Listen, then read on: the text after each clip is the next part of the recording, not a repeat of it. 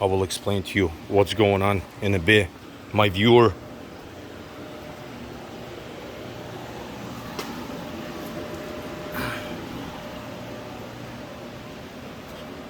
So the truck came in with blowing differential. Well, the differential was not blowing. What happened is the input axle shafts stripped the splines on both of them. This one, that's from a front axle. So we decided to put the rear axle, front axle, new wheel seals, new S-cams, new S-cam bushings, new brake chambers, new air hoses. The wheel bearings are good. All new shocks, new drums. So let's go to the drums. He had a standard brakes and we ended up putting mountain brakes on it, which is right here. Those are 8-inch, and the older ones, and the new ones are 10-inch. Actually, right here is one of the shoes, so you kind of have idea what they look like. See how much more bigger they are. Since this guy, buddy of mine, he hauls fairly heavy, same thing as I do on a 2XL RGN. So once in a while he puts above 40,000 pounds on 2 axles, whatever the state is allowed to. So we decided to put bigger brakes on it. But we run into one problem. When you buy shoes and brakes hardware, they come with this kind of kit like this. And somebody messed up in manufacturing. They end up putting a regular brakes kit. And this is your idle pin. I don't know what the proper name for it, but that's where your shoe sits, right there. Where's my flashlight? Right there. No, right there. They don't work quite well. The factory ones actually look like this. And as you can see, they pretty wore out. See the groove right here and the groove right there. And I mean, it's not, you can see it, you actually can feel it. So the problem is, some of the Peterbilts use this kind of spider web, which this is the spider web. It's bolted in right there. And they no longer offering this kind of pin, and they don't offer that kind of spindle. So you have to buy whole entire spider gear, which once again is the whole thing right here with the S-cam tube and the whole thing. They are fairly expensive. So tomorrow we're gonna go to aftermarket place and see if we can find them like that. If not, I got one laid over here and I got one out back in a machine shop. We're gonna have to make them ourselves. And there's snap rings. It's only one way to go around. Like, we cannot use this ones because they are shot. We did not plan on this at all, but it happened. So hopefully tomorrow we can find them. I wish everything else was going smooth. New brake chambers, I don't know if I said, and new differential. One of the new differentials is right here. So they are not brand new, they actually remanufacturing. That's the place I used to work for, Inland Truck Parts. They have quite a few stores. They put out really good product in my opinion.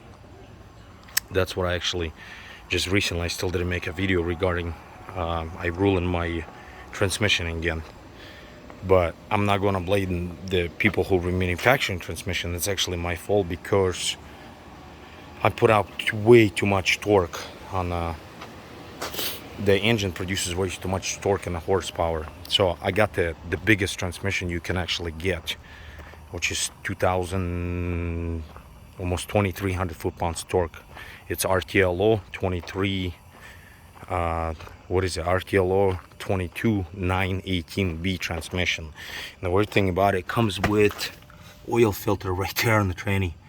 And this is Eaton brand new transmission. It is not a remanufacturing. Cost me this How much it cost me? It cost me $10,000, but you gotta have it. In my opinion, you wanna fly, you gotta buy. Jesus, my face are freaking filthy. So that's my life right now, pretty much.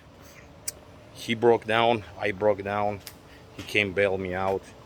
Now I'm bailing him out.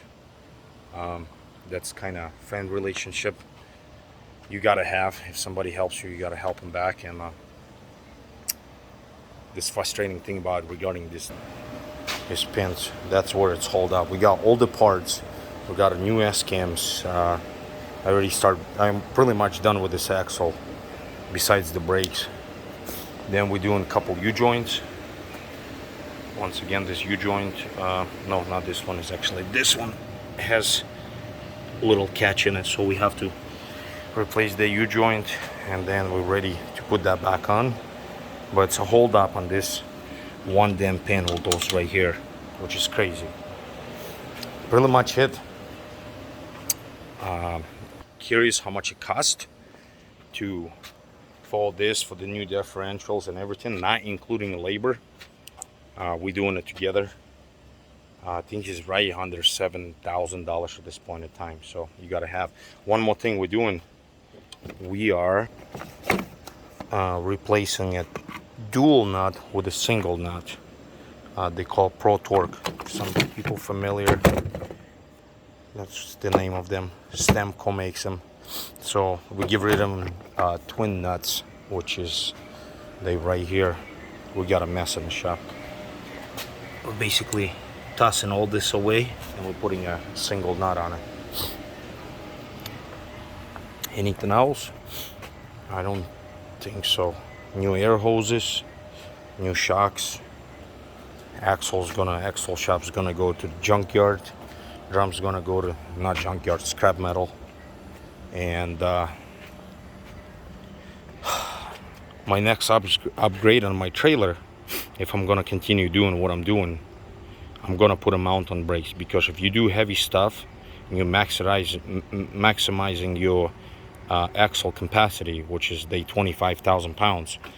So you understand, like in my trailer, I can, in some of the states, I'm allowed to put 72,000 pounds on a triple axle, and it will handle pretty well, but the braking power is kind of slim on it. So if you have same problem, you actually can put mountain brakes, like I showed you before. They are fairly big and they work very well on all 17.5 tires. Trailers, they use 17.5 tires. They all using mountain brakes. That's how they get away with a smaller tire and enough braking power. But this is actually first time I'm doing a mountain brakes on a drive axle, so we'll see what happens. We'll see how it's gonna work, and I will keep you guys updated. I will record one more video regarding my transmission. I will explain to you exactly what happened with it and why I replaced another one. Thanks for watching all.